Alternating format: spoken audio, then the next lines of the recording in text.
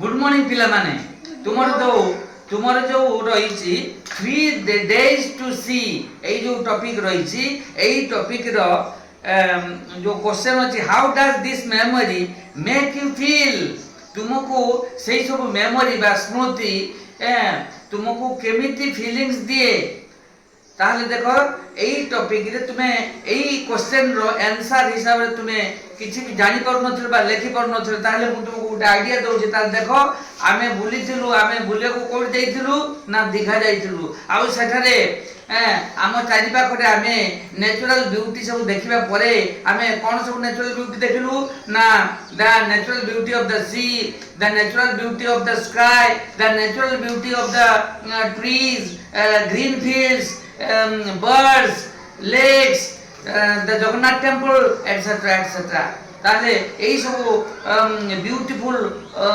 scenery object सब देखिबा परे आमे कोन सब फील करू देखो मु तुमको गुटे आईडिया देछि I feel the actual live existence of nature हैला मु अनुभव करूछि जे प्रकृति रो जीवंत सत्ता रहिछि एवं व्हिच मेक अस जो सत्ता मेक अस फील हैप्पी जो सत्ता हमको हैप्पी बा हम मूड को रिफ्रेश कर दिए आ हमको हैप्पी कर दिए and reduces our stress anxiety naturally एवं प्राकृतिक भावे हमर स्ट्रेस हमर जो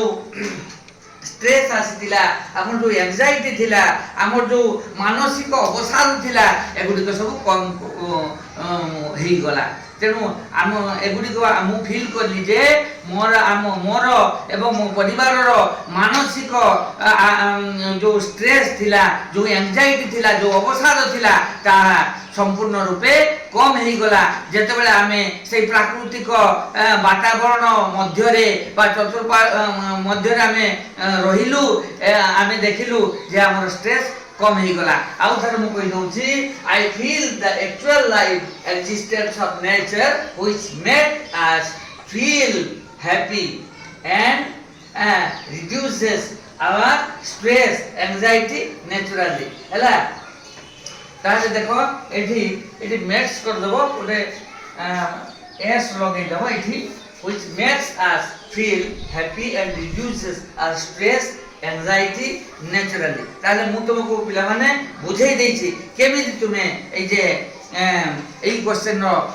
आंसर करिवो एई क्वेश्चन को समाधान करिवो मु भाबुछि एहा तुम पई हेल्पफुल हबो